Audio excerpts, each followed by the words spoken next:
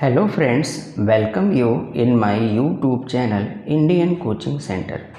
Friends, आज के इस लेक्चर में हम पॉपुलर लिटरेचर से रिलेटेड कुछ मोस्ट इम्पॉर्टेंट एमसीक्यू को पढ़ेंगे। फ्रेंड्स, इसके पहले वाले वीडियो में हमने पॉपुलर लिटरेचर से रिलेटेड कुछ राइटर्स और पॉपुलर लिटरेचर होता क्या है उसके बारे में एक शॉर्ट ओवरव्यू डाल रखा है। अगर आपको वो वीडियो देखना है तो आप डिस्क्रिप्शन बॉक्स में जाकर हमारे उस वीडियो को देख सकते हैं, जिसमें पॉपुलर लिटरेचर के राइटर के बारे में हमने काफ़ी कुछ बता रखा है, समझा रखा है। तो उसको भी अगर आप पढ़ लेते हैं और समझ लेते हैं तो काफ़ी वो बेनिफिशियल होगा, यूज़फुल होगा आपके लिए।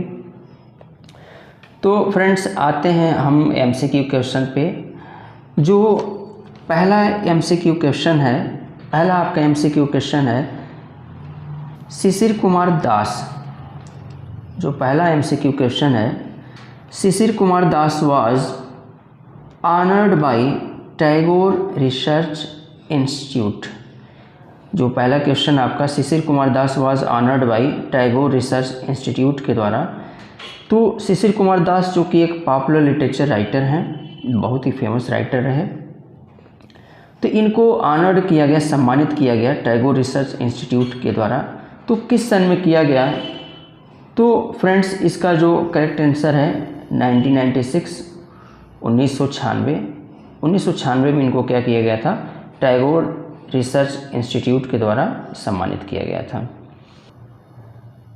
सेकेंड क्वेश्चन है आपका, the writer tells about forbidden fruit which means. जो शिशिर कुमार दास हैं वो फॉरबिडन फ्रूट की बात करते हैं, अपने वर्किंग में ये फॉरबिडन फ्रूट की बात करते हैं। तो फॉरबिडन फ्रूट ये किसकी बात करते हैं, किसके बारे में? इनके अकॉर्डिंग, शिशिर कुमार दास के अकॉर्डिंग फॉरबिडन फ्रूट है क्या? वैसे फॉरबिडन फ्रूट के बारे में आप लोगों ने जो जॉन मिल्टन का पैराडाइज लॉस्ट है उसके बारे में भी आप लोगों ने पढ़ा। जो tree of knowledge, Adam and ewe की जो स्टोरी है जॉन मिल्टन के द्वारा लिखी गई। तो ये शिशिर कुमार दास के अकॉर्डिंग क्या है फॉरबिडन फ्रूट? तो शिशिर कुमार दास जो हैं पॉपुलर लिटरेचर को ही ये फॉरबिडन फ्रूट बोलते हैं। जो पॉपुलर लिटरेचर है वही क्या है? फॉरबिडन फ्रूट है।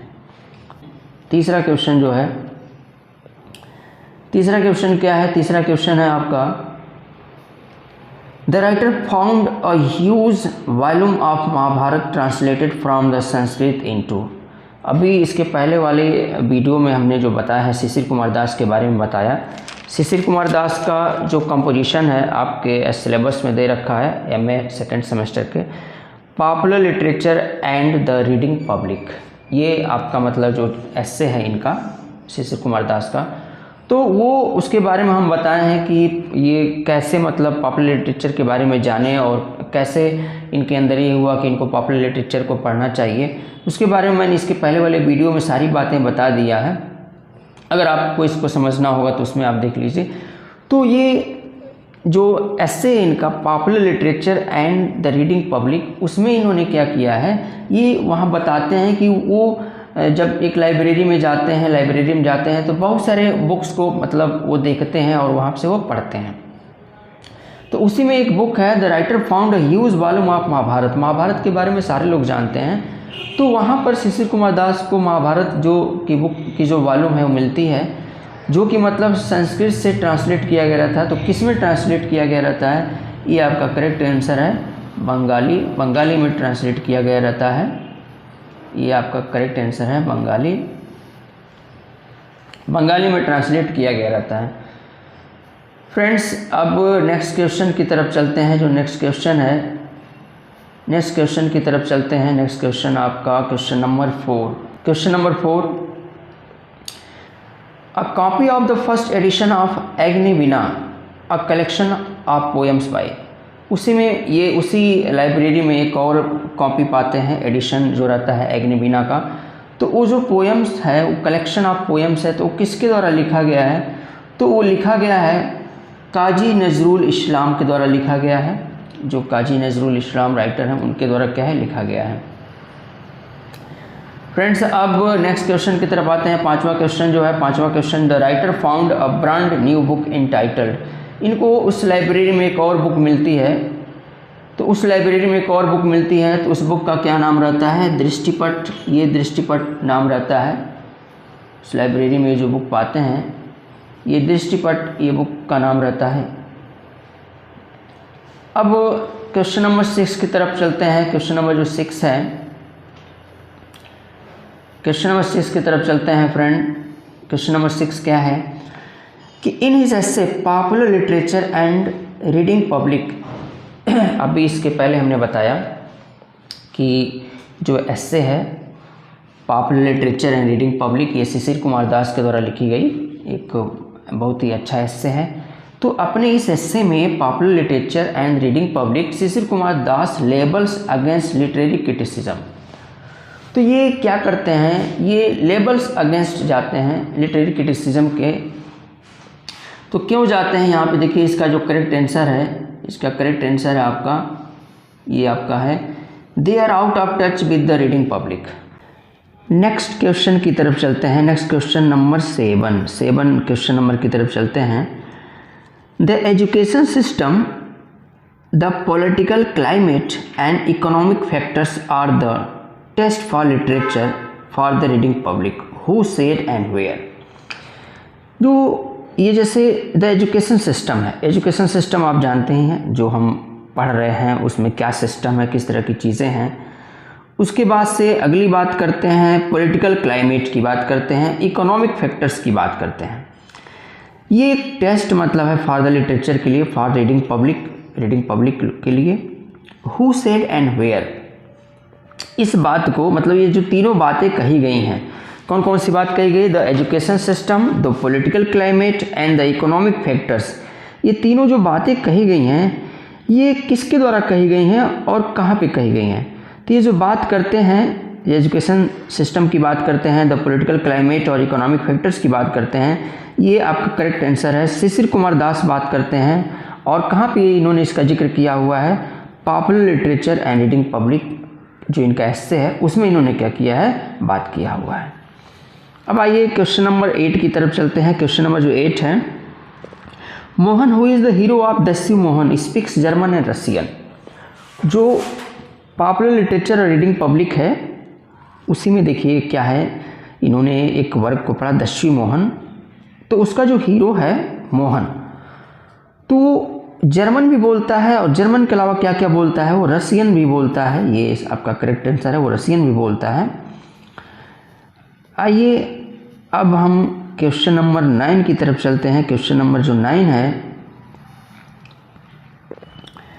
In the words of Shishir Kumar Das the primary reason for popularity detective fiction the reading public. ये बहुत ही इंपॉर्टेंट क्वेश्चन है और इसके पहले वाले लेक्चर में भी हमने इस चीज़ को बता दिया है कि पॉपुलर लिटरेचर रियल में होता क्या है। पॉपुलर लिटरेचर जो होता है वो इंटरटेनमेंट का काम करता है और इस बात को शिशिर कुमार दास ने बोला हुआ है। तो यहाँ देखिए इसका एक करेक्ट आंसर है कि it offers the entertainment value. It means जो पॉपुलर लिटरेचर है उसका प्राइमरी रीज़न क्या है पॉपुलरिटी का? तो उसका प्राइमरी रीज़न जो है पॉपुलरिटी का है वो क्या है? It offers the entertainment value. ये आपका करेक्ट आंसर हो गया। अब आइए नेक्स्ट क्वेश्चन नंबर 10 की तरफ चलते हैं। The chief characteristic which does not attribute to popular literature in his essay Popular Literature and Reading Public। आप शिशिर कुमार दास, आप जैसे देखिए यहाँ पे, जैसे हर जो वर्क होता है उसका स्ट्रक्चर होता है, प्लॉट स्ट्रक्चर होता है, प्लॉट कंस्ट्रक्शन होता है। कोई भी, चाहे ड्रामा हो, चाहे आप कोई स्टोरी लिख रहे हो, तो जो भी वर्क होते हैं या नॉवल वर्क होता है तो सबका क्या होता है? एक आपका प्लॉट स्ट्रक्चर होता है। अब जैसे देखिए तो वही ये बात यहाँ पे करते हैं कि एक कौन सा मतलब स्ट्रक्चर है पॉपुलर लिटरेचर का, जिसमें मतलब जो बात किए हुए हैं शिशिर कुमार दास, जो कि जरूरी नहीं है, उसका होना जरूरी नहीं है, उसको नहीं होना चाहिए। तो देखिए आपका जो एक करेक्ट आंसर होगा, ये बात करते हैं आपके कॉम्प्लेक्स प्लॉट स्ट्रक्चर की बात करते हैं। कॉम्प्लेक्स प्लॉट स्ट्रक्चर नहीं होना चाहिए, ये कहते हैं शिशिर कुमार दास। अपने essay popular literature and the reading public में शिशिर कुमार दास कहते हैं कि जो कम्प्लेक्स प्लॉट स्ट्रक्चर है वो नहीं होना चाहिए, क्योंकि कम्प्लेक्स प्लॉट स्ट्रक्चर जो होता है, अगर स्टोरी कम्प्लेक्स हो जाएगी तो लोग क्या करेंगे, इंटरटेनमेंट करेंगे ही नहीं।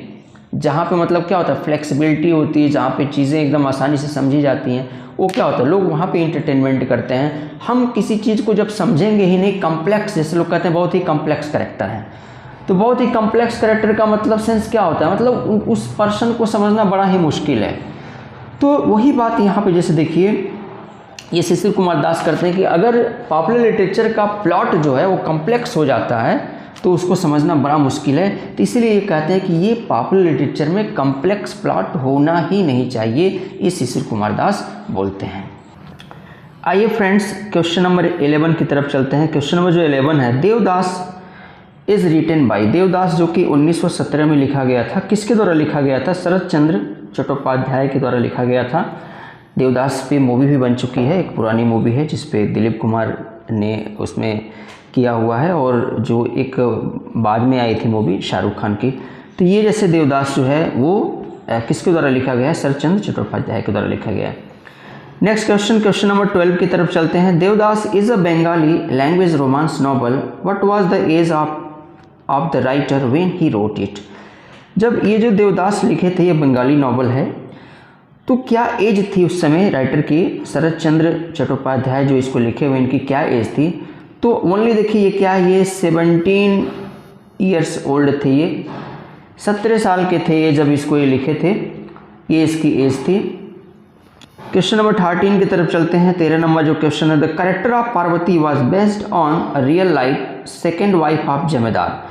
जो इसमें एक करेक्टर है, जो नॉवल है ये आपका देवदास, इसमें एक करेक्टर है पार्वती, तो वो बेस है रियल लाइफ पे, जो कि जमींदार जो है उनकी सेकेंड वाइफ थी। तो जमींदार का क्या नाम है, जमींदार का जो नेम है वो है आपके भुवन मोहन चौधरी। ये भुवन मोहन चौधरी जो क्या है जमींदार, उनका जो उन्हीं की सेकेंड वाइफ थी। नेक्स्ट क्वेश्चन, क्वेश्चन नंबर 14 की तरफ चलते हैं। The original village was called, जो ओरिजिनल विलेज है इसमें जो जिक्र किया गया है जिस गांव का, तो उस ओरिजिनल जो विलेज है उसका क्या नाम है, तो होतीपोता ये नाम है उस विलेज का। नेक्स्ट क्वेश्चन की तरफ चलते हैं। क्वेश्चन नंबर 15 जो है, in the adventure of Egyptian Tom the king man her Ra belong to, जो स्टोरी है the adventure of Egyptian Tom की जो स्टोरी, उसमें किंग मैन हर रा जो है वो बिलोंग करते हैं, किससे बिलोंग करते हैं, ये बिलोंग करते हैं आपके 80 डायनेस्टी से, 80 डायनेस्टी से क्या करते हैं, ये बिलोंग करते हैं। Friends next question, question number 16 की तरफ चलते हैं। जो वर्क है the adventure of Egyptian Tom young Blenier died of, इसमें जो एक करेक्टर है यंग ब्लेनियर, वो उसके मरने का रीज़न क्या है, जो मरने का रीज़न है वो है आपका सुसाइड, सुसाइड उसके मरने का रीज़न है, ये आपका करेक्ट आंसर है। अगला क्वेश्चन, क्वेश्चन नंबर आपका क्वेश्चन नंबर 17 क्वेश्चन नंबर है, Leslie Aaron Fiedler was born. ये इंपॉर्टेंट राइटर हैं, आपके सिलेबस में भी दे रखा है यहाँ पे, शिशिर कुमार दास। अब तक के जितने क्वेश्चन रहे वो शिशिर कुमार दास से रिलेटेड क्वेश्चन रहे। अब हम आप आएंगे आप यहाँ पे लेस्ली फिडलर की तरफ। तो पहला देखिए इसमें क्या है, आप जान लीजिए कि जो लेस्ली फिडलर हैं इनका पूरा नाम क्या है। तो इनका पूरा नाम जो है वो है लेस्ली एरॉन फिडलर, इनका पूरा नाम है। वाज बॉर्न, इनका जन्म कब हुआ, तो इनका जन्म हुआ देखिए मार्च 8 1917 न्यू जर्सी अमेरिका। ये जो न्यू जर्सी अमेरिका में एक जगह है वहीं पे 8 मार्च 1917 को लेस्ली एरॉन फिडलर का जन्म हुआ। क्वेश्चन नंबर 18 की तरफ चलते हैं। क्वेश्चन नंबर 18 देखिए, after world war second Fiddler continued doing research. जब सेकेंड वर्ल्ड वार हुआ था तो उसके बाद भी फिडलर ने अपने रिसर्च के काम को कंटिन्यू किया था। और कहाँ पे वो रिसर्च कर रहे थे, तो रिसर्च कर रहे थे हार्वर्ड यूनिवर्सिटी, वहाँ पे रिसर्च कर रहे थे। क्वेश्चन नंबर 19 जो है, पुल डाउन वैनिटी 1962 में आया pull down vanity. Back to China 1965 में लिखा गया, द लास्ट ज्यू इन अमेरिका 1966 में, द स्ट्रेंजर इन शेक्सपियर 1972 में, अ फिडलर रीडर 1977 में, the inadvertent epic from Uncle Tom's cabin to roots 1978 में, Massey lecture what was literature class culture and mass society 1982 में। ये सारे जितने हैं ये वर्क हैं, ये किसके द्वारा किए गए सारे वर्क हैं? तो ये वर्क हैं सारे के सारे लेस्ली एरोन फिडलर के द्वारा ये सारे के सारे वर्क किए गए, उन्हीं के द्वारा ये लिखे गए। क्वेश्चन नंबर 20 है वो है towards the definition of popular literature is work of. जैसे आपके सिलेबस में एमए सेकेंड सेमेस्टर के सिलेबस में लेस्ली फिडलर का एक वर्क है जिसका नाम है towards the definition of popular literature. अभी इसके पहले वाले वीडियो में हमने लेस्ली फिडलर के बारे में भी पूरा बता रखा है और उसको आप देखेंगे तो काफ़ी कुछ जानेंगे लेस्ली फिडलर के बारे में। तो जो वर्क है towards the definition of popular literature, ये किसका वर्क है? तो ये वर्क है आपका लेस्ली एरोन फिडलर का वर्क है। ये जो लेस्ली एरोन फिडलर हैं इनके द्वारा ये लिखा गया है वर्क। आइए नेक्स्ट क्वेश्चन की तरफ चलते हैं। Question number 21, in the words of Fiddler, जो क्वेश्चन नंबर 21 है, in the words of Fiddler what is the central paradox of popular literature. जो फिडलर हैं राइटर, उनके शब्दों में उनके according what is the central paradox of popular literature, popular literature का central paradox क्या होता है? तो इसका करेक्ट आंसर है it is both culturally significant and artificially inferior. ये इसका आपका करेक्ट आंसर है कि सेंट्रल पैराडॉक्स मतलब आप क्वेश्चन ऐसे भी दिया जा सकता है। देखिए एक ही क्वेश्चन है, उसके पूछने के कई तरीके होते हैं। तो क्वेश्चन जैसे मान लीजिए ऐसे भी दिया जा सकता है कि culturally significant and artistically inferior, ये कौन कहता है सेंट्रल पैराडॉक्स है? पैराडॉक्स पॉपुलर लिटरेचर का सेंट्रल पैराडॉक्स की बात कौन करता है? तो ये देखिए कौन करते हैं यहाँ पे, ये फिडलर कहते हैं कि जो पॉपुलर लिटरेचर में सेंट्रल पैराडॉक्स होता है वो क्या होता है? ये बोथ कल्चरली सिग्निफिकेंट होता है और आर्टिस्टिकली इन्फीरियर भी होता है। आइए अब नेक्स्ट क्वेश्चन की तरफ चलते हैं। Question number 22, question number 22 question number की तरफ चलते हैं। In the words of Fiedler the culture and social values attached to the work which explores. जो फिडलर हैं ये बात करते हैं कि जो कल्चर और सोशल वैल्यू हो वो अटैच होता है वर्क से, जो कि दिखाता है, एक्सप्लोर करता है, बताता है the distinction between high and low culture. तो जो हमारे समाज में दो जो कल्चर हैं दो तरह से बांटे गए हैं, एक हाई कल्चर है और क्या एक लो कल्चर है। तो ये उसकी बात करते हैं towards the definition of popular literature में ये बात करते हैं, हाई कल्चर और लो कल्चर की बात करते हैं। तो उसी पे ये क्वेश्चन एक है आपका कि in the words of Fiedler the culture and social values attached to the work which explores. तो ये क्या होता है? ये एक भेदभाव दिखाता है किसके बीच में? हाई एंड लो कल्चर के बीच में। ये आपका करेक्ट आंसर होगा, high and low culture. Next question, question number 23, question number 23 की तरफ चलते हैं। Who says literature which has been ghettoized और the excluded from the university education but has endured on its own. ये कौन बात करते हैं कि जो लिटरेचर है जो कि क्या होता है, हैज़ गेटराइज्ड होता है और excluded from the university education but has endured की बात करते हैं ऑन इट्स ओन। तो ये लेस्ली फिडलर ये बात करते हैं, ये लेस्ली फिडलर का स्टेटमेंट है।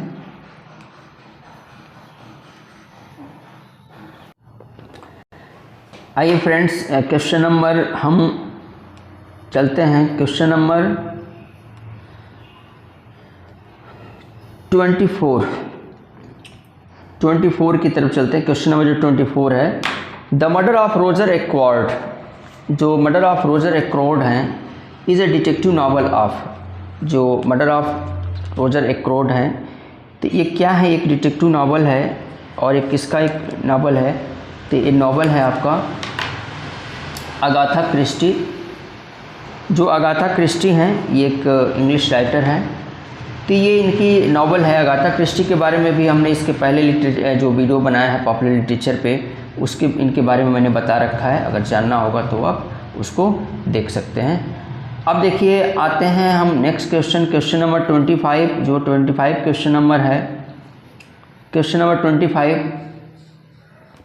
Who is the narrator of the murder of the Roger एक्रोट।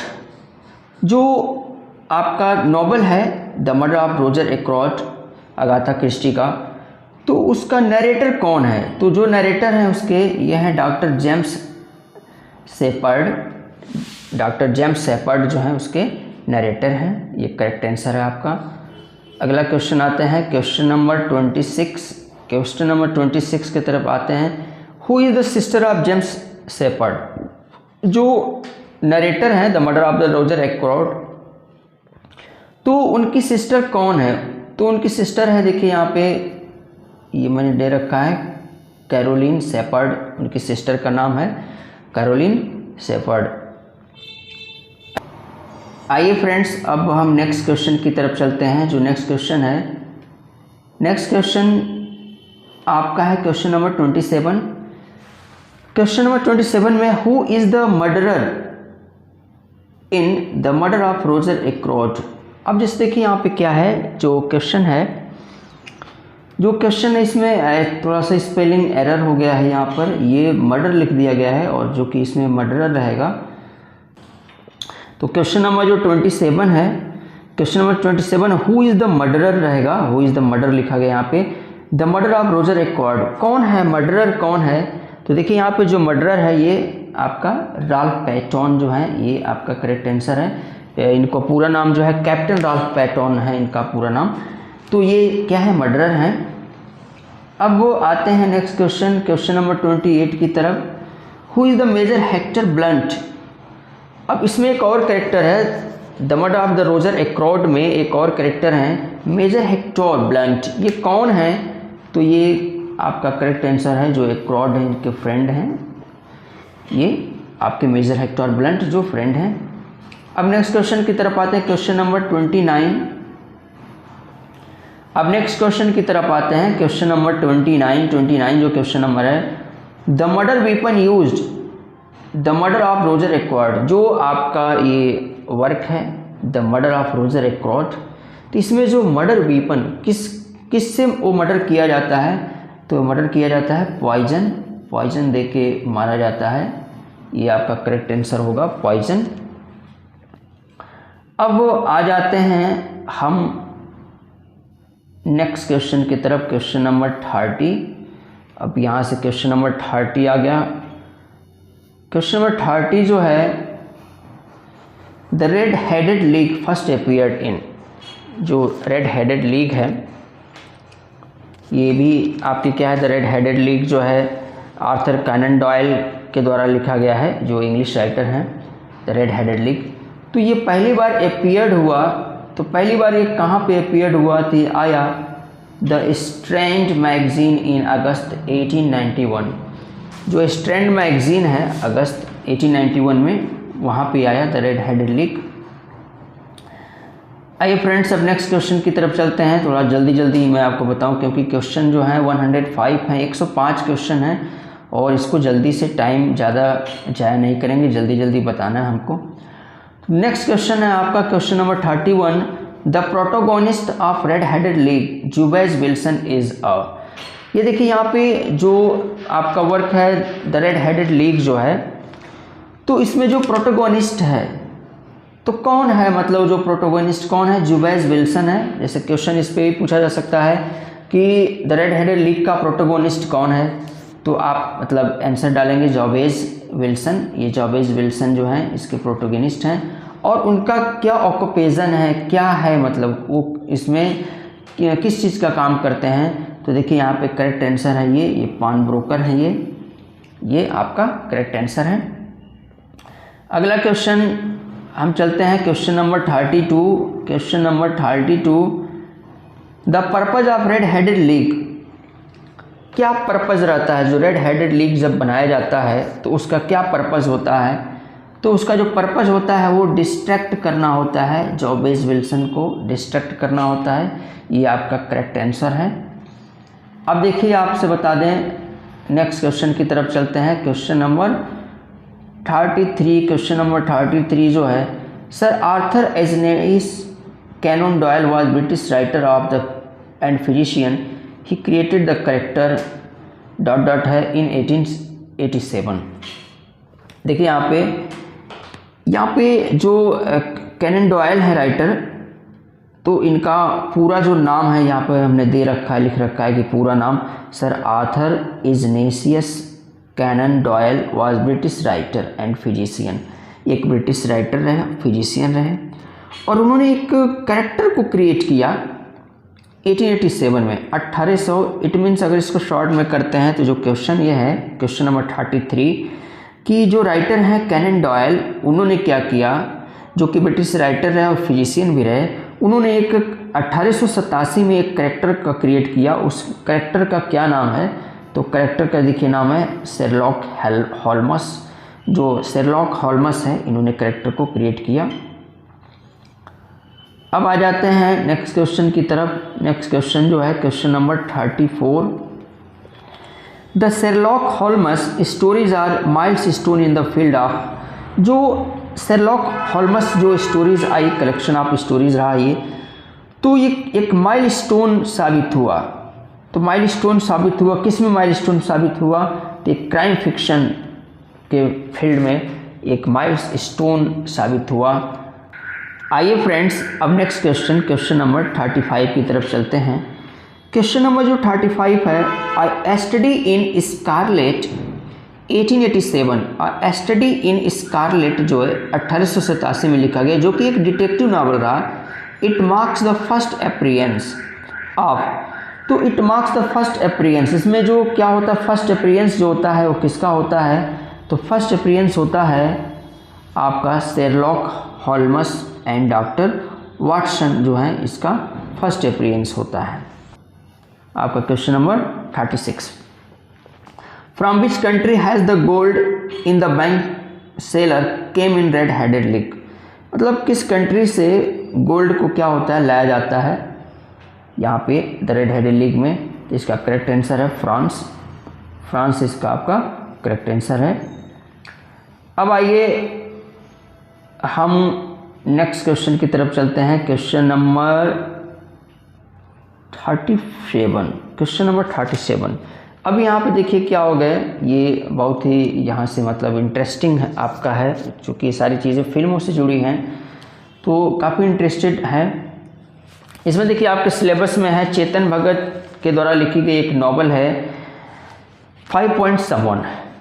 5 point someone जो है, 5 पॉइंट समवन पे ही बहुत पहले एक मूवी आई थी 3 इडियट्स के नाम से। तो वही एक क्वेश्चन यहाँ पे क्वेश्चन नंबर 37 है। The movie 3 idiots in Hindi is based on Chetan Bhagat 5 point someone. अब देखिए यहाँ पे जो मूवी 3 इडियट्स बनी हुई है, तो वो किस पे बनी हुई, चेतन भगत के किस नॉवल पे बनी हुई है? तो ये आपका करेक्ट आंसर है 5 पॉइंट समवन, इस पे बनी हुई है। आइए फ्रेंड्स, हम अब क्वेश्चन नंबर 38 की तरफ चलते हैं। क्वेश्चन नंबर जो 38 है, अभी इसके पहले वीडियो मैंने हम बार बार जैसे बताया, इसके पहले भी हमने एक पॉपुलर लिटरेचर पर वीडियो डाल रखा है, तो उसमें हमने बताया है कि जो चेतन भगत की नॉवल है 5 पॉइंट समवन, उस पर 2 मूवी बनी। एक मूवी हिंदी में बनी 3 इडियट, और दूसरी मूवी आपकी जो बनी तमिल में। तो यहाँ पे देखिए 38 क्वेश्चन वही है कि द मूवी नन बन के नाम से इन तमिल में मूवी बनी, is based on Chetan Bhagat. तो ये आपका करेक्ट आंसर होगा 5 पॉइंट समवन। तो इसको आप समझ लीजिए बस सिंपल में कि इस तरह से 2 मूवी जो बनी हुई है चेतन भगत के नावल 5 पॉइंट समवन पे 2 मूवी बनी हुई है। पहली मूवी जो है आपकी हिंदी मूवी जो है 3 इडियट्स बनी हुई है, और दूसरी तमिल में बनी हुई है, किस नाम से बनी हुई है? ननबन के नाम से बनी हुई है। आइए फ्रेंड्स, क्वेश्चन नंबर हम चलते हैं 39 की तरफ। Who is the protagonist in the novel 5 point someone. तो बात नॉवल की हो रही है, ना कि फ़िल्म की। इतना ध्यान दीजिएगा कि जब भी क्वेश्चंस आएंगे तो उसमें देख लीजिएगा कि कहाँ पे फिल्म को लेके क्वेश्चन पूछा गया है और कहाँ पे आपके जो नॉवल है, जो रियल नॉवल है, उसको लेके क्वेश्चन पूछा गया है। उसमें आप कंफ्यूज मत होइएगा। तो यहाँ देखिए पूछा गया कि who is the protagonist in the novel 5 Point Someone। तो कौन है प्रोटोगोनिस्ट? जो 5 Point Someone नॉवल है उसमें प्रोटोगोनिस्ट कौन है? तो देखिए इसका करेक्ट आंसर है हरी। जो हरी है यही क्या है, इस नॉवल का प्रोटोगोनिस्ट है। और अभी इसके पहले वाले वीडियो में हमने 5 Point Someone के बारे में बता रखा है। तो 5 Point Someone जो पूरी जो स्टोरी है वो क्या है, 3 जो फ्रेंड हैं उन्हीं पे मूव करती है। तो इसमें जो पहला क्या है आपका रियान ओबराय है, आलोक गुप्ता है और एक हरी कुमार, इसका पूरा नाम क्या है, हरी कुमार। तो ये प्रोटोगोनिस्ट है 5 Point Someone का, ये प्रोटोगोनिस्ट है। नेक्स्ट क्वेश्चन 40 क्वेश्चन नंबर की तरफ चलते हैं कि what was the name of institute in 5 Point Someone।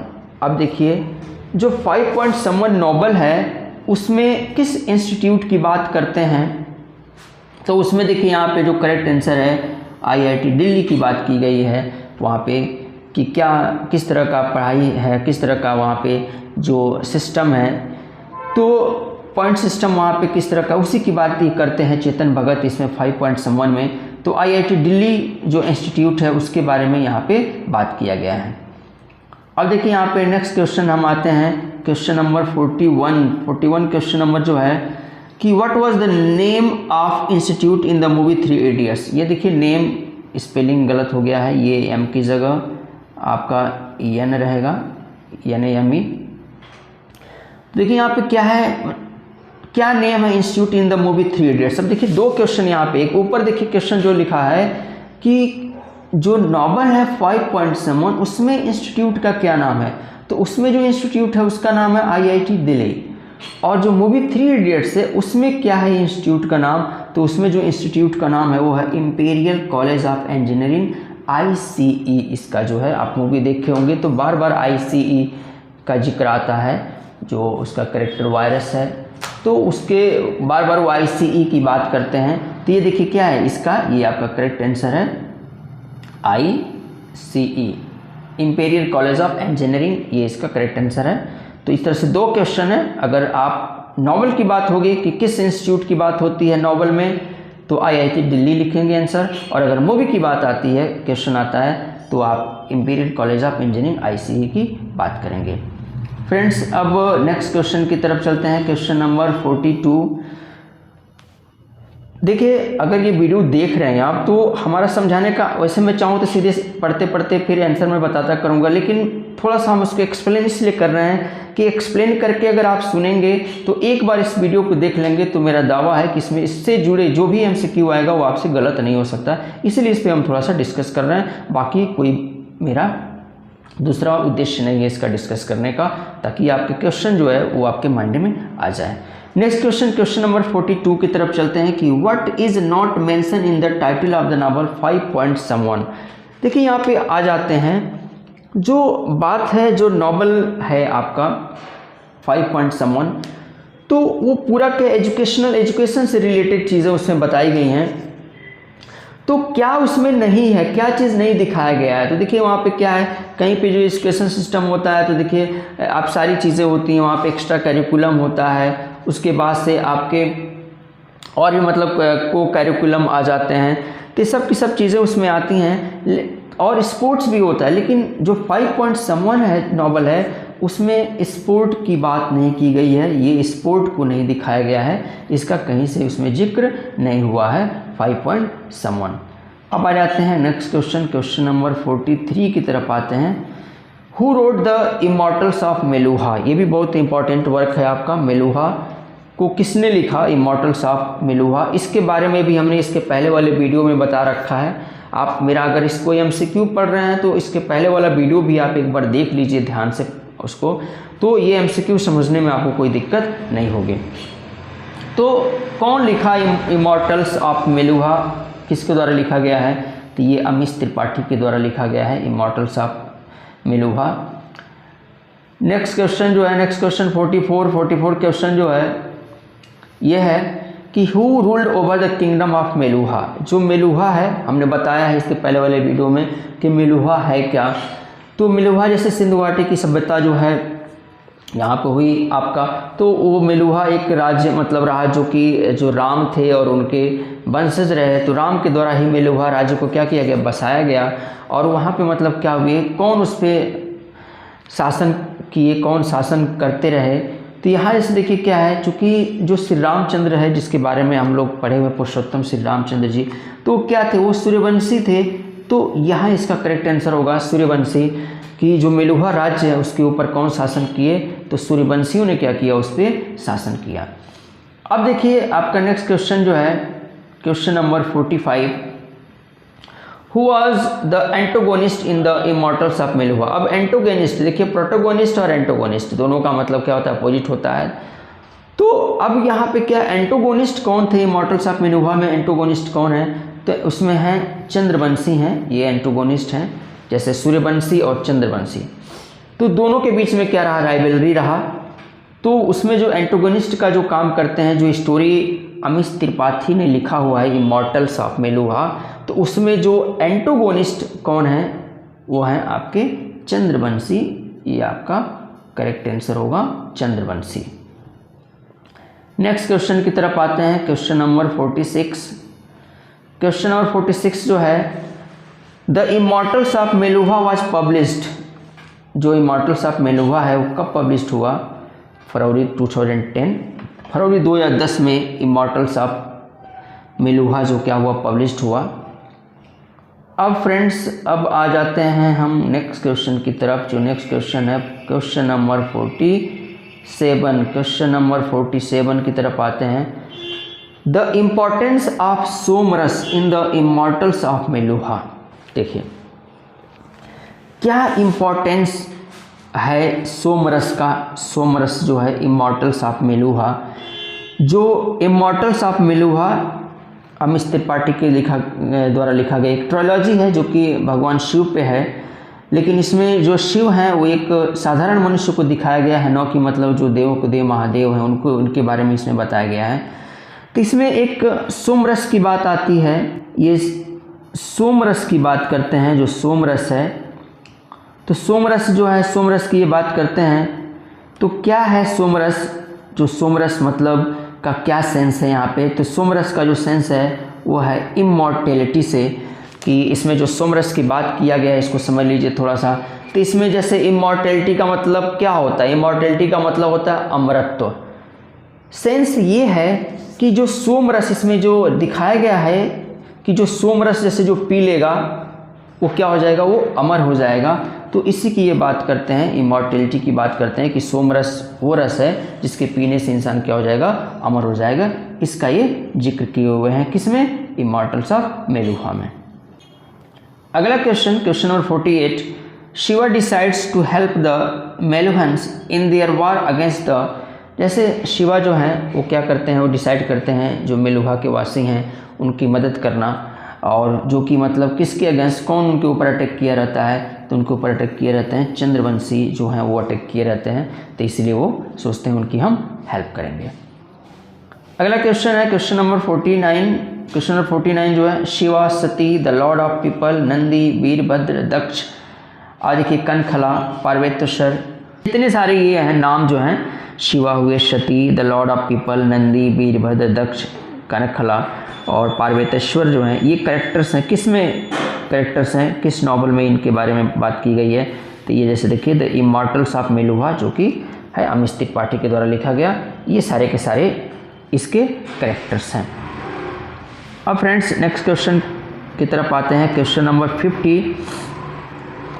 Bhimayan is divided into 3 parts.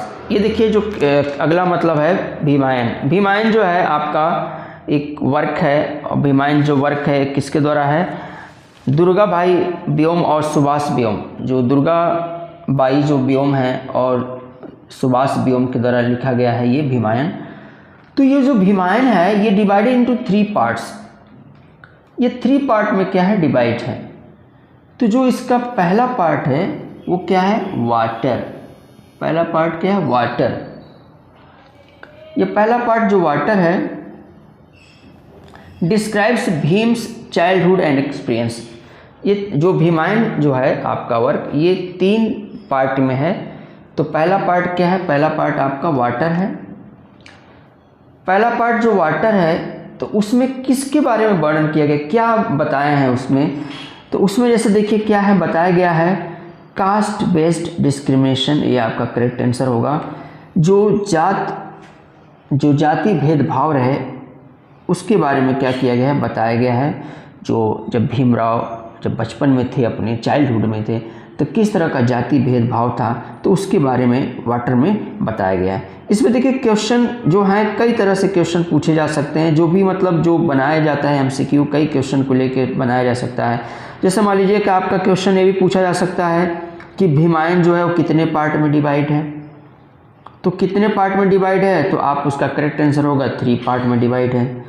अब इसमें क्वेश्चन आपका ये भी पूछा जा सकता है कि भीमायन का जो क्या है, जो पहला पार्ट है, तो पहला पार्ट है वो क्या है, तो पहला पार्ट क्या है आपका वाटर है। उसके बाद से देखिए आपको बता दें कि जो दूसरा पार्ट है वो क्या है आपका, दूसरा पार्ट शेल्टर है, ठीक है। और उसके बाद से आपको बता दें कि इसका जो तीसरा पार्ट है, तीसरा पार्ट जो है वो ट्रेबल है। ट्रेबल इस तरह से 3 पार्ट मतलब हैं, इस पूरे भीमायन का 3 पार्ट है, मैंने तीनों पार्ट बता दिया। तो पहला पार्ट क्या है आपका वाटर है, दूसरा पार्ट क्या है, दूसरा पार्ट आपका शेल्टर, और तीसरा जो पार्ट है वो है ट्रेबल, जो है वो आपका तीसरा पार्ट है। अभी आगे इस पे भी क्वेश्चंस आएंगे, लेकिन यहाँ फिलहाल आप समझ लीजिए कि जो फर्स्ट पार्ट वाटर है उसमें जो इनके बचपन का कास्ट डिस्क्रिमिनेशन था, जो जाति से लेकर भेदभाव थे, उसके बारे में वर्णन किया गया है। अब आप आ जाते हैं हम लोग next question, question number 51। Question number 51, the importance of title Bhimayana. क्या इम्पोर्टेंस है जो टाइटल है, या क्या सिग्निफिकेंट भी कर सकते हैं कि क्या मतलब इम्पोर्टेंस है टाइटल भीमायन का। तो देखिए इसका जो करेक्ट आंसर है, ये करेक्ट आंसर इसका है इट इज़ अ पन। ये क्या है, इट इज़ अ पन on the Hindu epic tell of Lord Ram. ये एक पन है, जो हिंदू एपिक लॉर्ड राम जो हैं उन पे क्या है, एक पन है। अब आ जाते हैं हम लोग सेकेंड क्वेश्चन, मतलब नेक्स्ट क्वेश्चन की तरफ आते हैं। नेक्स्ट क्वेश्चन जो है question number 52, who is the writer of foreword to Bhimayana. जैसे एक ये तो भीमायन केवल रहा, लेकिन फॉरवर्ड टू भीमायन भी एक रहा, तो उसको किसने लिखा, तो उसको लिखा गया है जॉन बर्गर के द्वारा लिखा गया है। ये जॉन बर्गर ने क्या किया है, उसको लिखा हुआ है कि who is the writer of foreword to Bhimayana, John Berger ने इसको लिखा हुआ है। अब आ जाते हैं हम क्वेश्चन नंबर 53। क्वेश्चन नंबर 53 की तरफ आते हैं। द थर्ड बुक ट्रेबल, जैसे अभी देखिए जो अभी बात हुई है कि 3 बुक में डिवाइड है आपका भीमायन, तो ये तीसरा बुक जो है द थर्ड बुक ट्रेबल, अभी मैंने बताया कि अभी आगे हम बताते हैं। ये देखिए थर्ड बुक क्या है, ट्रेबल है। It set in Aurangabad in 1934 at the time when he was a leader of. जब जो अम्बेडकर जी थे, वो सेट है ट्रेबल, जो तीसरा पार्ट है वो सेट मतलब उसमें दिखाया गया है जब ये 1934 में औरंगाबाद गए हुए थे, और उस समय ये लीडर थे, किसके लीडर थे, अनटचेबल्स के लीडर थे, ये जो अछूते थे उनके ये लीडर्स थे। आइए नेक्स्ट क्वेश्चन की तरफ चलते हैं। नेक्स्ट क्वेश्चन जो है, next question, question number 54 question, Ambedkar went to Bombay in 1929। Ambedkar जो है 1929 में बॉम्बे गए, तो क्या पर्पज़ रहा इनका बॉम्बे जाने का। तो इनका जो पर्पज़ था वो ये था to meet with other Dalit leaders. जो दलित जानते हैं, छोटे जो कास्ट के होते हैं उनको दलित कहा गया, तो उस लिए वहाँ पे गए हुए थे 1929 में। ये दूसरे दलित जो लीडर्स थे उनसे मिलने के लिए गए हुए थे। ये आपका क्वेश्चन नंबर 54 रहा। अब आते हैं क्वेश्चन नंबर आपका 55 क्वेश्चन नंबर है, the second book shelter describes. अब देखिए सेकेंड बुक की बात होती है यहाँ पे, शेल्टर। जैसे अभी 3 बुक के बारे में मैंने बताया, पहला क्या हम लोग पढ़े, वाटर, सेकेंड आपका शेल्टर हो गया, और तीसरा बुक क्या हो गया, ट्रेबल हो गया। ये जो भीमायन 3 पार्ट में डिवाइड है। तो जो सेकेंड बुक शेल्टर है वो किसकी बात करती है यहाँ पे, तो ये बात करती है second book shelter adult Ambedkar की बात करती है यहाँ पे। जो अम्बेडकर क्या थे, जब एडल्ट थे, इट मीन्स जब वो पढ़ लिख लिए और जॉब करने लगे तो उस समय की क्या स्थिति रही उसकी बात मतलब यहाँ पे किया गया है सेकेंड बुक में, एडल्ट में। अगला क्वेश्चन आता है क्वेश्चन नंबर 56 की तरफ आते हैं। 56 देखिए क्वेश्चन नंबर जो है ये आपका कि जेके रोलिंग हैरी पॉटर, अभी इसके बारे में हैरी पॉटर के बारे में इसके पहले वाले वीडियो में मैंने बताया रखा है कि जो जेके रोलिंग का हैरी पॉटर है ये कौन सा नॉवल है ये, तो कौन सा नॉवल है, देखिए फैंटेसी नॉवल है ये, फैंटेसी नॉवल आप जानते हैं, ठीक है, जो कि हॉरर और आपके विच वगैरह इस पे मतलब क्या होती है रिलेटेड होती है, सुपरनेचुरल एलिमेंट्स होते हैं फैंटेसी नॉवल में। तो यहाँ जैसे क्या ये क्या है, ये आपका करेक्ट आंसर फैंटेसी नॉवल। अगला क्वेश्चन आते हैं हम question number 57, which play is played by Harry Potter and his friend on broomsticks in their first flying lesson. आप देखिए यहाँ पे कि कौन सा खेल खेला जाता है, कौन सा खेल खेला जाता है हैरी पॉटर और उसके फ्रेंड के द्वारा ब्रूमस्टिक। ये देखिए ब्रूमस्टिक पे क्या करते हैं, खेल खेलते हैं, और उसका क्या है, लेसन का नाम क्या इन्होंने क्या रखा है, फर्स्ट फ्लाइंग लेसन ये नाम दे रखा है।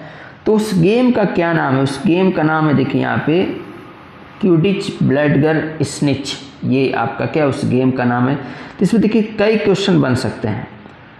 पहला जैसे देखिए क्या है कि पहला क्वेश्चन बन सकता है कि हैरी पॉटर और उसके फ्रेंड किस पर गेम खेलते हैं, तो किस पर गेम खेलते हैं, तो ये आपका क्या होगा ब्रूमस्टिक, ये आपका करेक्ट आंसर होगा ब्रूमस्टिक्स पे खेलते हैं।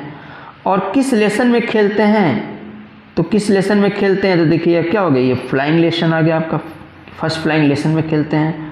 और उसके बाद से और उसका नाम क्या है, तो ये आपका जो नाम है ये आपका करेक्ट आंसर हुआ क्विडिच ब्लडगर स्निच, मतलब क्या है आपका नाम हो गया। आइए नेक्स्ट क्वेश्चन की तरफ चलते हैं, क्वेश्चन नंबर 58, क्वेश्चन नंबर 58 की तरफ हम चलते हैं।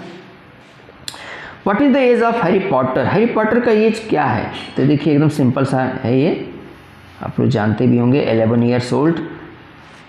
अब देखिए यहाँ पे आपका अगला क्वेश्चन है 59 नंबर क्वेश्चन का, अगला क्वेश्चन जो है 59,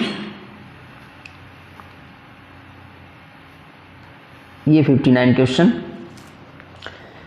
who is the first person to be sorted into the Gryffindor house. अब देखिए यहाँ पे क्या है, सॉर्टेड है, यहाँ पर जो स्पेलिंग है सॉर्टेड का गलत हो गया है।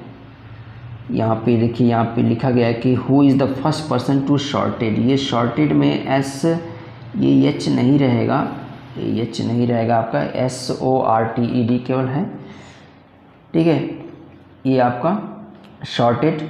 तो who is the first person to be sorted in Gryffindor house, कौन है जो पहला पर्सन कौन है जो ग्राइफिंडोर हाउस में सॉर्ट करता है, तो देखिए नेविल लॉन्ग बॉटम जो है ये इसका करेक्ट आंसर है।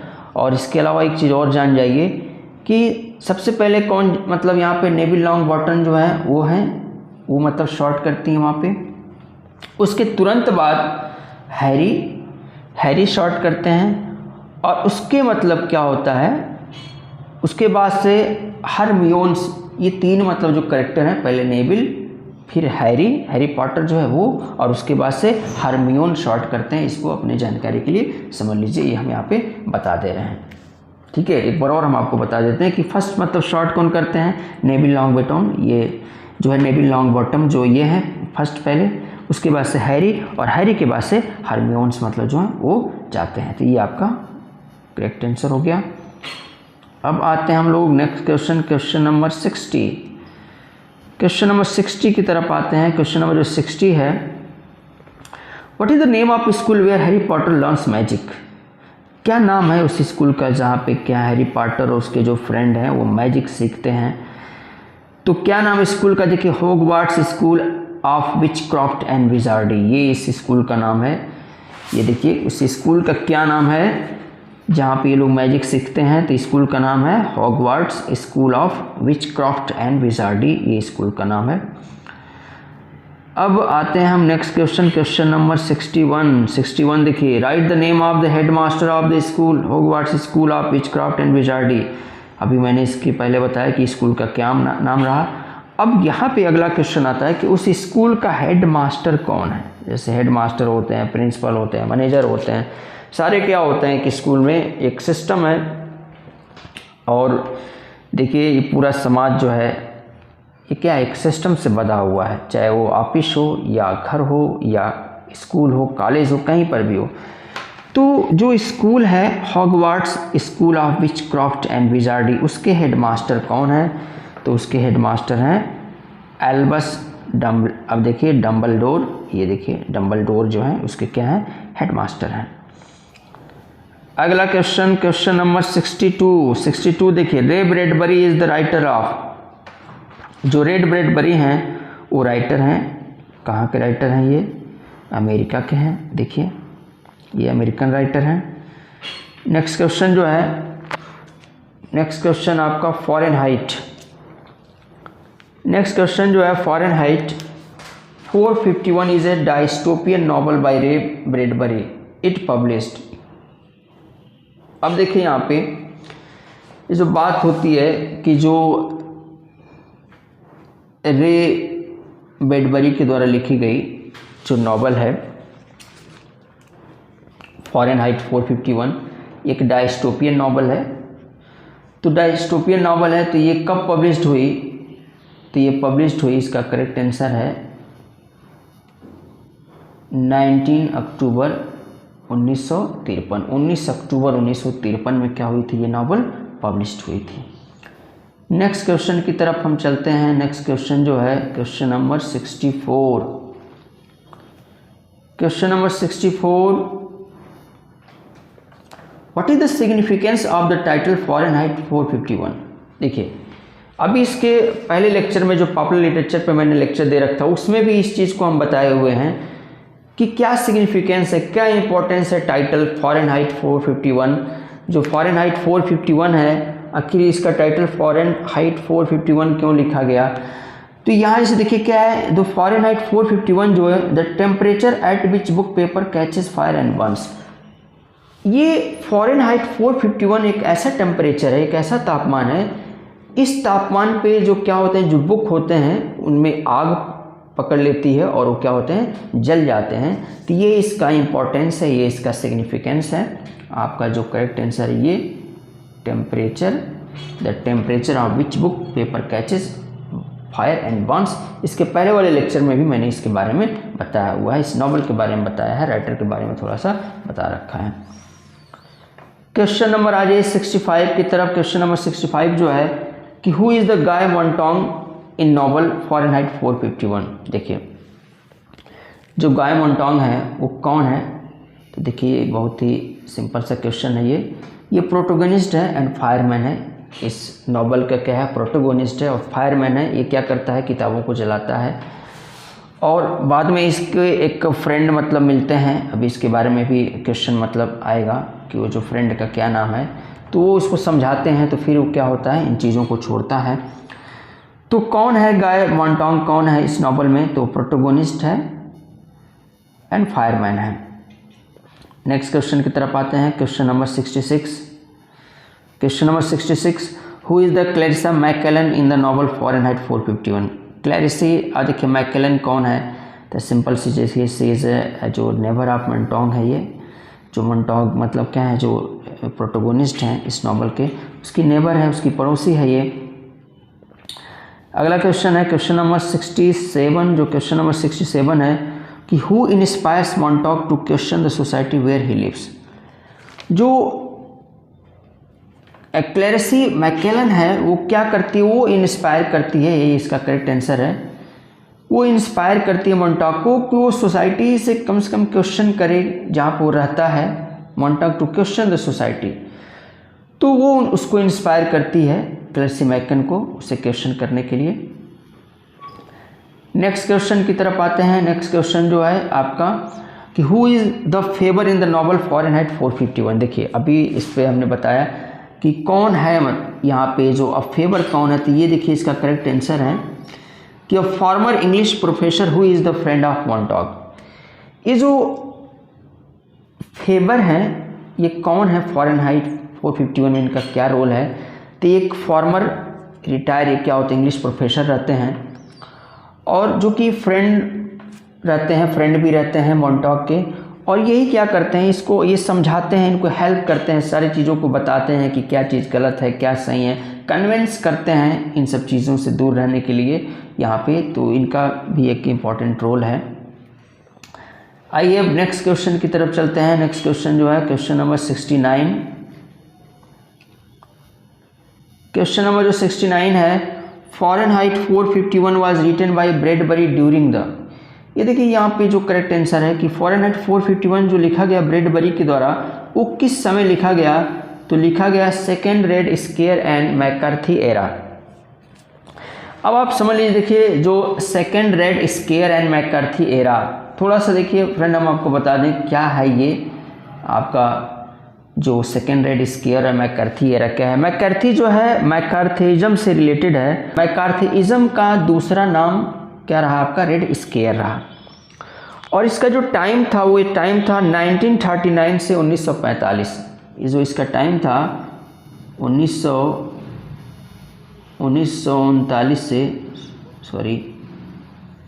इसका जो टाइम था 1939 से 1945 तक का, ये इसका टाइम था 1939 से 1945 का। मैकार्थी जो है मैकार्थीइज्म से रिलेटेड है, और मैकार्थीइज्म का जो टाइम रहा वो 1939 से लेकर 1945 जो आपका सेकेंड वर्ल्ड वार हुआ था उसी की बात, ये उसी के टाइम की बात किया गया है वहाँ पे। और वहाँ से क्या हुआ, एक मतलब जो लेफ़्ट की बात हुआ, लेफ़्ट और राइट की बात हुई, जो आपके वामपंथी थे, तो आप समझ लीजिए कि जो वामपंथी थे उन्हीं के द्वारा चलाया गया था ये, मतलब जो मैकार्थीइज्म जो आया उन्हीं के द्वारा आया। तो वामपंथी क्या होते हैं, वामपंथी वो थे जो समाज में दबे कुचे लोग थे उनको एक समानता का अधिकार दिलाने का क्या कर रहे थे, कोशिश कर रहे थे, और एक आंदोलन छेड़ रखे थे वहाँ पे। तो उसी को क्या था, उसी टाइम की बात करते हैं कि सेकेंड रेड स्केयर और मैकार्थी जो एरा के टाइम पे क्या है इसका लिखा गया। और यहाँ से जैसे लेफ़्ट और राइट, एक चीज़ और बता दें कि जो लेफ़्ट और राइट आया, तो लेफ़्ट और राइट आप भारत में भी देखिए क्या होते हैं, वामपंथी की बात होती है कि ये वामपंथी विचारधारा के लीडर हैं, ये लेफ़्ट से बिलोंग करते हैं, राइट से बिलोंग करते हैं। तो जो लेफ़्ट और राइट की जो बात होती है, लेफ़्ट और राइट की जो बात होती है, तो ये कहाँ से आया, इसका पहली बार यूज कहाँ पर किया गया, तो इसका पहली बार यूज़ किया गया था फ्रेंच रिवॉल्यूशन में, लेफ़्ट और राइट वर्ड का यूज किया गया था। आइए अब नेक्स्ट क्वेश्चन की तरफ आते हैं, क्वेश्चन नंबर 70 की तरफ चलते हैं। क्वेश्चन नंबर देखिए, who is Mildred in the novel Fahrenheit 451। देखिए मिल्ड्रेड कौन है, मिल्ड्रेड जो है मोंटॉग की वाइफ है, ये जो मोंटॉग प्रोटोगोनिस्ट है उसकी वाइफ है Mildred. Next question, question number 71, Bob Dylan's blowing the wind was published in the year. Bob Dylan का जो ब्लोइंग द विंड है वो कब पब्लिश्ड हुआ था, तो पब्लिश्ड हुआ था 1963 में पब्लिश्ड हुआ था। अगला जो क्वेश्चन है, क्वेश्चन ये है क्वेश्चन नंबर 72, इसी से रिलेटेड है, थोड़ा सा सारे क्वेश्चन इसी से रिलेटेड हैं। देखिए तो यहाँ पे जैसे जो है कि blowing the wind is written, ये लिखा कब गया था, 1962 में, इसको समझ लीजिए 1962 में इसको लिखा गया। ब्लोइंग द विंड जो बॉब डायलन की जो है ब्लोइंग द विंड है, ये 1962 में 1962 में लिखा गया, और 1963 में क्या हुआ था, पब्लिश्ड हुआ था। अब यहाँ देखिए यहाँ पे क्या है, जो 1962 में इसको लिखा गया, 1963 में पब्लिश्ड हुआ। यहाँ एक अगला क्वेश्चन आपका बनता है, अगला क्वेश्चन ये है कि अगला क्वेश्चन है जो क्वेश्चन नंबर 73 है, तो Bob Dylan's blowing the wind was published in collection, किस में पब्लिश्ड हुआ था। इस पे देखिए क्वेश्चन कैसे बन रहे हैं, एक से एक मतलब सारे जुड़े हुए क्वेश्चंस हैं, इसलिए एक साथ हम बता रहे हैं इसको। ये पब्लिश्ड किस कलेक्शन में हुआ था, तो पब्लिश्ड हुआ था the free will in Bob Dylan जो है जो कलेक्शन रहा उसमें ये क्या हुआ था, ये पब्लिश हुआ था। अगला देखिए आपसे बता दें, जो आपका नेक्स्ट क्वेश्चन है 74, नेक्स्ट क्वेश्चन जो 74 है, जो ब्लोइंग द विंड है was published by the company. अब ये देखिए ये किस कंपनी के द्वारा पब्लिश कराया गया था, तो कोलंबिया रिकॉर्डिंग, जो कोलंबिया रिकॉर्डिंग है उसके द्वारा क्या किया गया था, इसको पब्लिश कराया गया था। इस तरह से इसमें देखिए क्वेश्चन नंबर 70 से लेके 74 तक जो सारे क्वेश्चंस हैं ये क्या है, पहला मतलब क्या है आपका 71 जो क्वेश्चन है, बॉब डायलन का blowing the wind was published in the year 1963, 1962 में लिखा गया, 1963 में पब्लिश्ड हुआ। किस कलेक्शन में पब्लिश्ड हुआ, the free will in Bob Dylan में पब्लिश्ड हुआ, और उसके बाद से किस कंपनी के द्वारा पब्लिश कराया गया है, तो कोलंबिया रिकॉर्डिंग के द्वारा ये पब्लिश कराया गया। 75 जो है कि what is the relationship of the speaker to John Brown in opening lines.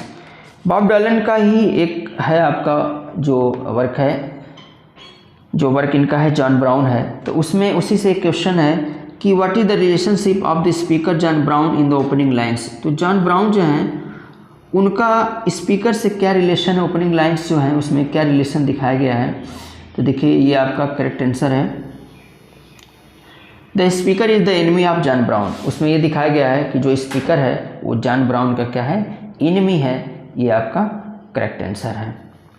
अब आइए क्वेश्चन नंबर हम 76 की तरफ चलते हैं। Question number 76, what is the question of the speaker in the line how many years must one man have before he can hear people cry. देखिए यहाँ पे क्या है, what is the question of the speaker, जो speaker है उसका क्या question है और किस लाइन में क्या क्वेश्चन है। जो लाइन है how many years one must, जो लाइन है how many years one must one man have before he can people cry, इस लाइन में क्या क्वेश्चंस पूछा गया है।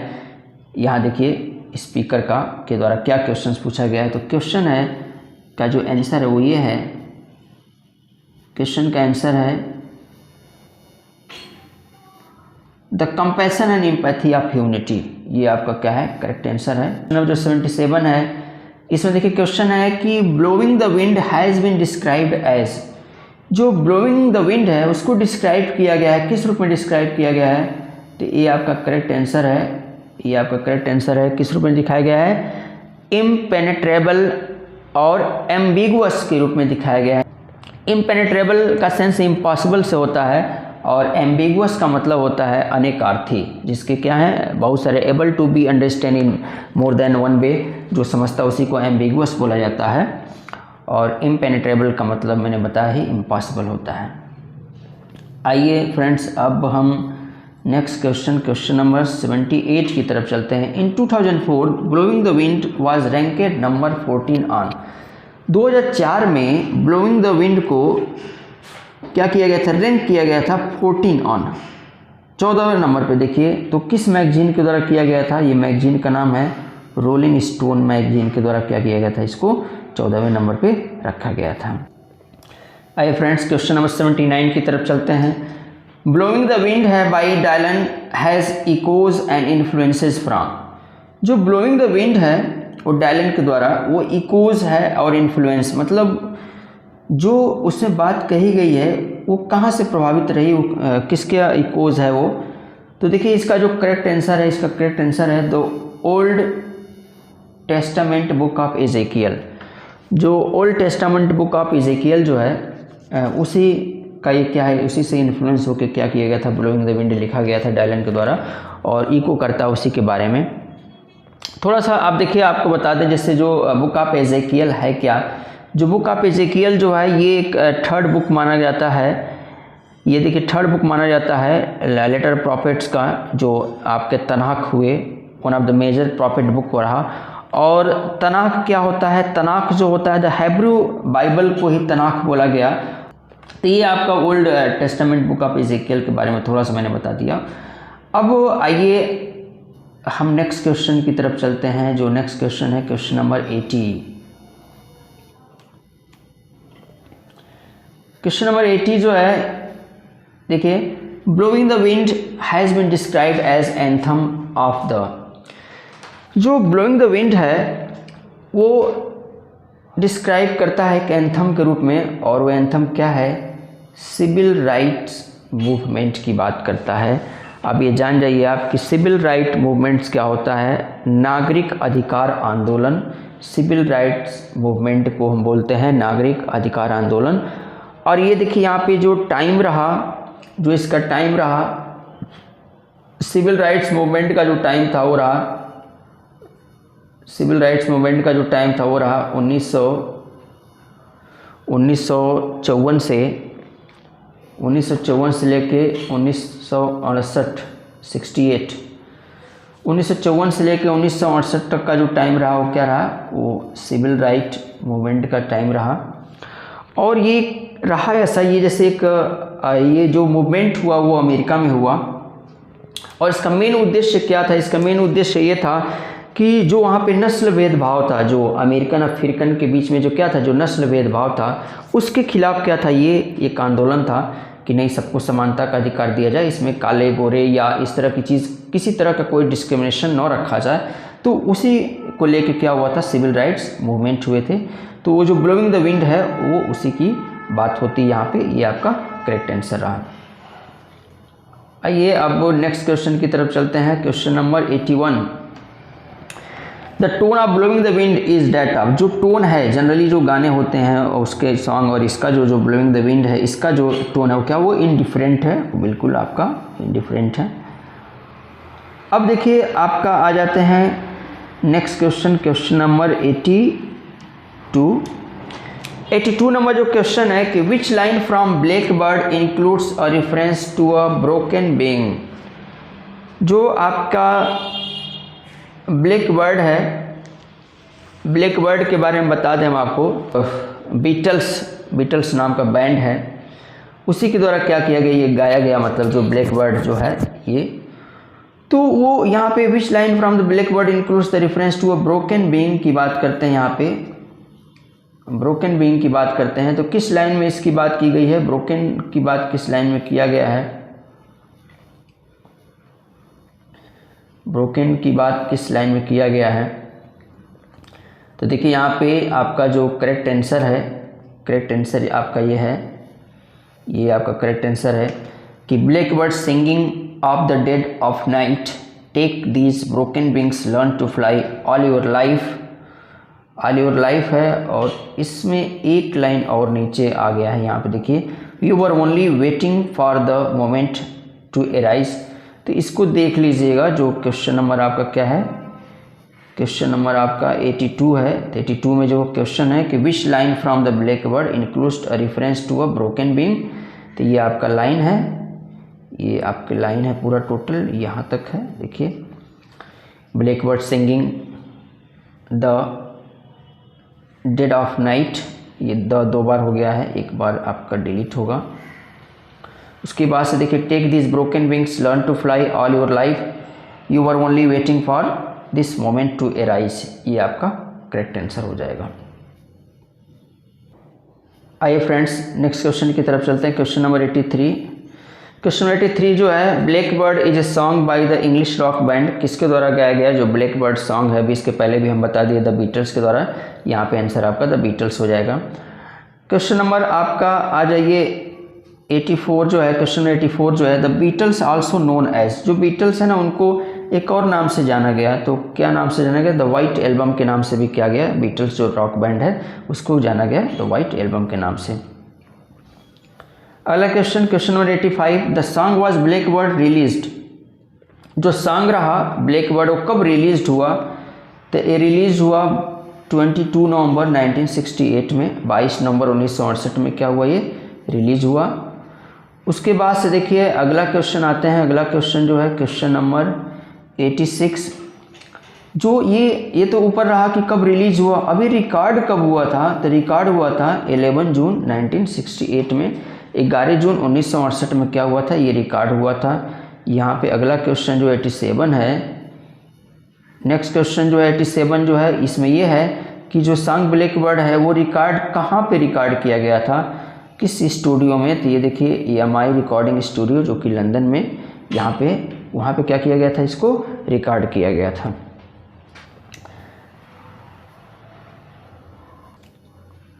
आइए फ्रेंड्स, अब हम नेक्स्ट क्वेश्चन की तरफ चलते हैं। अभी इसके पहले जो हम पढ़े हैं वो सारे इंग्लिश के आपके क्या रहे, सिंगर रहे। यहाँ देखिए अब आ जाते हैं इंडियन जो हमारे रहे 88 जो नंबर है क्वेश्चन, जो इंडियन में बहुत अच्छे आपके गीतकार और डायरेक्टर भी रहे ये आपके गुलजार। तो गुलजार साहब ने एक गीत लिखा, मेरा कुछ सामान, song appeared in the film. तो गुलजार के जो गीत हैं यहाँ पे, मेरा कुछ सामान तुम्हारे पास पड़ा है, ये गीत की पूरी लाइन है। तो गुलजार जैसे मान लीजिए जो वो किस मूवी से इसको लिया गया है, तो इस जो मूवी का नाम है, ये मूवी जो है इजाज़त, ये इजाज़त मूवी है। और इसके बारे में हम बस थोड़ा सा आपको बता दें, क्योंकि इससे क्वेश्चंस बनेंगे आगे, उसके बारे में बताया भी गया है। तो जो ये मूवी है इजाज़त, जो मूवी है ये आपकी आई थी, रिलीज़ हुई थी 1987 में। 1987 में क्या हुआ था, ये मूवी रिलीज़ हुई थी। और इसमें इस फिल्म का निर्देशन जो डायरेक्टर रहे, निर्देशक जो रहे वो गुलजार जी स्वयं रहे। उसके साथ साथ इन्होंने क्या किया, गुलजार जी, इसके सारे के सारे गाने गुलजार जी ने ही लिखा हुआ है। उसके बाद से देखिए यहाँ पे क्या है कि जो डायलॉग्स मतलब इसमें जो हुए वो भी क्या है, गुलजार साहब ने लिख रखा है। और इसके जो म्यूजिक कंपोजर है वो R.D. बर्मन, इन्होंने संगीत दिया। और मेन जो इसमें जो हैं, जो लीड रोल इसमें जो कर रखे हैं, रेखा जो हीरोइन मतलब हैं, जो लीड रोल में हैं, एक्ट्रेस हैं नसरुद्दीन शाह। उसके बाद से आपका अनुराधा पटेल, और लास्ट में जैसे आते हैं आपके शशि कपूर भी का छोटा सा रोल है इसमें। तो मेन इसमें जैसे क्या है, तीन मतलब हैं आपके, रेखा, नसरुद्दीन शाह और अनुराधा पटेल जो हैं इस मूवी में क्या हैं, लीड रोल में है। तो उसी का एक गाना है मतलब मेरा कुछ सामान जो है, इसको इस गाने के लिए अवार्ड भी मिला था इनको। उस साल का सबसे बेस्ट अवार्ड मिला था सॉन्ग का, गीतकार के रूप में मिला था। और आशा भोसले ने इस गाने को गाया हुआ है, आशा भोसले जी ने इस गाने को गाया है। तो उस साल आशा भोसले जी को बेस्ट सिंगर का अवार्ड मिला था इसी गाने को लेकर 1987 में। और गुलजार जी को बेस्ट गाना राइटर जो होते हैं, जो लिरिसिस्ट हैं, उसका अवार्ड ये पाए थे इसी चीज़ को लेके। अब देखिए आप आते हैं हम नेक्स्ट क्वेश्चन की तरफ। इसमें 89 पे इसके जैसे इजाज़त से संबंधित मैंने बहुत सारी बातों को बता दिया, उससे पे क्वेश्चन बन सकते हैं, उस पर मैंने इसमें डाला नहीं है, बस ऐसे बता दिया मैंने आपको। अगला जैसे देखिए क्वेश्चन जो है, 116 moonlit nights and that lone mole on your soldier, that aroma of still moist henna, a few complaints that ये that were रहेगा, that were paid a few false promises to, the above lines occur in। जैसे जो line है ये English translation line है, जैसे इसी गाने का मेरा कुछ सामान जो है, इसका एक करेक्ट आंसर है मेरा कुछ सामान। तो उसी गाने की क्या ये लाइन है, तो इसको इंग्लिश ट्रांसलेट किया गया है। तो यहाँ इसे देखिए क्या है कि इसमें जो बात की गई है कि 116 मून लाइट, इसमें जो है कि 116 चांद की रातें। और वहाँ जैसे देखिए क्या है कि and that lone mole on your soldiers, और एक तुम्हारे कांधे का तिल। उसके बाद से फिर बात हुआ है यहाँ पे जैसे देखिए कि the aroma of still voice हैना कंप्लेंट्स। उसके बाद देखिए 116 चांद की रातें, एक तुम्हारे कांधे का तिल, गीली मेहंदी की खुशबू, झूठ मूठ के शिकवे कुछ। जैसे यहाँ देखिए क्या यहाँ लिखा हुआ है कि complaints that few were played a few false promises to. तो झूठ मूठ के सिकवे कुछ इसका हिंदी रहा। तो ये किसकी लाइन है, किससे लिया गया है, तो मेरा कुछ सामान जो है उसी से लिया गया है।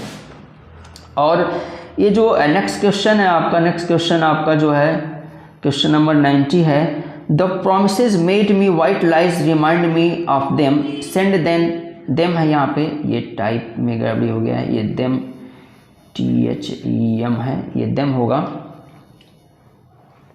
All back to me, send back my things, give me permission to bury these things, I will also go to sleep among them. तो ये किसकी लाइन है, ये भी मेरा कुछ सामान जो है उसी की लाइन है। ये देखिए उसी की लाइन है। इसका सेंस क्या है, इसका हिंदी जो है कि जो है अभी इसके ऊपर हमने क्या पढ़ा, इसके ऊपर हमने जो गाने की लाइन है कि 116 चांद की रातें, एक तुम्हारे कांधे का तिल, उसके बाद से देखिए क्या, गीली मेहंदी की खुशबू, झूठ मूठ के शिकवे कुछ, झूठ मूठ के वादे भी सब, याद करा दो मेरा वो सामान लौटा दो, झूठ मूठ के वादे सब याद करा दो। अब यहाँ देखिए, सब मेरा सामान भिजवा दो, सब मेरा सामान लौटा दो, ऐसे डॉट डॉट है करके लाइन है।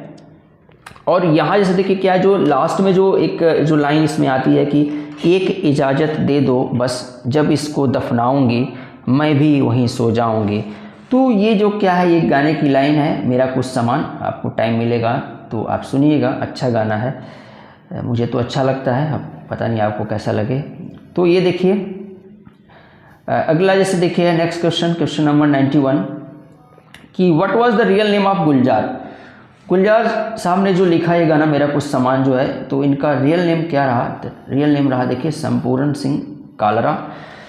संपूर्ण सिंह कालरा देखिए इनका क्या है, रियल नेम रहा। अगला क्वेश्चन हम आते हैं कि हु कंपोज द सॉन्ग मेरा कुछ सामान। अभी इसके पहले हमने बता रखा कि जो मेरा कुछ सामान है उसको कंपोज किसने किया, तो आर.डी. बर्मन, राहुल देव बर्मन इनका पूरा नाम है। आर.डी. बर्मन ने क्या किया था, ये हमारे बीच में नहीं है, लेकिन फिर भी मतलब क्या है, ये अपने गानों के माध्यम से जीवित है हमारे बीच में। तो आर.डी. बर्मन ने क्या किया, ये कंपोज किया, इस फिल्म के सारे गाने आर.डी. बर्मन ने कंपोज किया है, और सारे के सारे गाने गुलजार साहब ने लिख रखा है। अब देखिए आपका नेक्स्ट क्वेश्चन है क्वेश्चन नंबर 93 जो क्वेश्चन नंबर है, द मूवी इजाज़त रिलीज इन द ईयर। अभी देखिए इसके पहले हमने बता रखा है कि मूवी जो इजाज़त है कब रिलीज हुई, तो 1987 में क्या हुआ, ये मूवी रिलीज हुई। अगला क्वेश्चन आते हैं क्वेश्चन नंबर 94। क्वेश्चन नंबर 94 पे आते हैं, गुलजार वन द साहित्य अकेडमी अवार्ड। गुलजार जी को साहित्य अकेडमी अवार्ड से नवाजा गया था, किस सन में नवाजा गया, 2002 में। अगला क्वेश्चन आते हैं 95 पे, गुलजार वाज रिवार्ड पद्म भूषण इन। पद्म भूषण जो कि आपको पता है कि पद्म श्री, पद्म भूषण और आपका दादा साहब फाल्के, इसके अलावा आपके भारत रत्न, ये सारे के सारे अवार्ड के हैं हमारे यहाँ दिए जाते हैं। तो यहाँ पे जैसे देखिए क्या है कि ये जो आपको पद्म भूषण इनको कब दिया गया था, तो 2004 में इनको पद्म भूषण दिया गया था। अब आते हैं नेक्स्ट क्वेश्चन की तरफ, क्वेश्चन नंबर 96 जो है, क्वेश्चन नंबर 96 जो है कि Gulzar receive the Oscar award for the best song Jai Ho in the year. जैसे एक बहुत अच्छा सॉन्ग आया था जय हो, आज भी जब कोई मोटिवेशनल चीज़ें कराई जाती हैं या कोई भी पैट्रियाटिक चीज़ें होती हैं, मोटिवेट करने के लिए सॉन्ग अक्सर लोग बजा देते हैं जय हो। तो जो जय हो सॉन्ग आया था, ये इनको इस सॉन्ग के लिए इनको ऑस्कर अवार्ड से नवाजा गया था। तो किस सन में नवाजा गया, ये 2005 में नवाजा गया। अगला क्वेश्चन है question number 97, the song Jai हो was recorded in the movie. ये किस मूवी का सॉन्ग है, स्लम डॉग, जो मूवी आई थी स्लम डॉग मिलेनियर, उसी का एक क्या है, ये आपका सॉन्ग है स्लम डॉग मिलेनियर का जय हो। नेक्स्ट जो है आपका, Gulzar receive Grammy award for the song Jai Ho. अब देखिए इस सॉन्ग के लिए जय हो जो सॉन्ग आया, इसके लिए तो ऑस्कर मिला ही मिला इनको, इसके साथ साथ ग्रैमी अवार्ड से भी इनको नवाजा गया। तो कब नवाजा गया था, 2010 में इनको नवाजा गया था, 2010 में इनको दिया गया था। अगला क्वेश्चन है क्वेश्चन नंबर 99, गुलजार रिसीव्ड दादा साहब फाल्के अवार्ड। अभी हम बताएं कि दादा साहब फाल्के भी अवार्ड मिलता है ये फिल्म इंडस्ट्री में। तो ये कब इनको नवाजा गया था, कब दिया गया था, तो 2013 में। 2013 में क्या हुआ था, इनको दादा साहब फाल्के अवार्ड से नवाजा गया था। नेक्स्ट क्वेश्चन नंबर 100 है, the birth name of Shahir Ludhianvi. जो बर्थ नेम था, अगले मतलब जो हमारे गीतकार ये भी रहे आपके शाहिर लुधियानवी, तो इनका बर्थ नेम क्या था, बचपन का क्या नाम था, तो अब्दुल हई जो था इनका नाम था। और आपको हम बता दें कि शाहिर लुधियानवी का जन्म जो हुआ था वो लुधियाना में हुआ था। और जो शाहिर है ये इनका पेन नेम है, रियल नेम इनका क्या है, अब्दुल हई इनका रियल नेम। शाहिर मतलब इनका पेन नेम रहा जिससे लोग लिखते हैं, तो अपना पेन नेम एक बना लेते हैं। और चूंकि इनका जन्म लुधियाना में हुआ था, इसलिए ये अपने नाम के आगे लुधियानवी लिख लिया इन्होंने। तो इस तरह से इनका मतलब जो पेन नेम हो गया शाहिर लुधियानवी हो गया। तो यहाँ जैसे देखिए, तो ये आपका आंसर रहा, ये आपका अब्दुल हई। और हम बता भी दिए कि शाहिर इनका पेन नेम है और लुधियाना में इनका जन्म हुआ था, इसलिए लुधियानवी लिखे। तो शाहिर लुधियानवी का जो बचपन का नाम था वो अब्दुल हई था। अगला question number 101, what is the meaning of Shahir. जो शाहिर है ना, इसका मतलब होता क्या है। तो शाहिर का जो मतलब होता है वो मैजिशियन होता है, ये आपका मतलब मैजिशियन होता है। नेक्स्ट क्वेश्चन की तरफ चलते हैं। क्वेश्चन नंबर 102, बस लास्ट है, ज़्यादा नहीं है। Shahir Ludhianvi was an active member of, ये इंपॉर्टेंट क्वेश्चन देखिए। शाहिर जो लुधियानवी रहे वो एक्टिव मेंबर रहे। उस समय एक प्रोग्रेसिव राइटर एसोसिएशन बना हुआ था शाहिर लुधियानवी के टाइम पे, जिसमें बहुत सारे राइटर उस एसोसिएशन के हिस्से थे। तो शाहिर लुधियानवी भी उसमें एक एक्टिव मेंबर के रूप में काम कर रहे थे। अगला क्वेश्चन जो है क्वेश्चन नंबर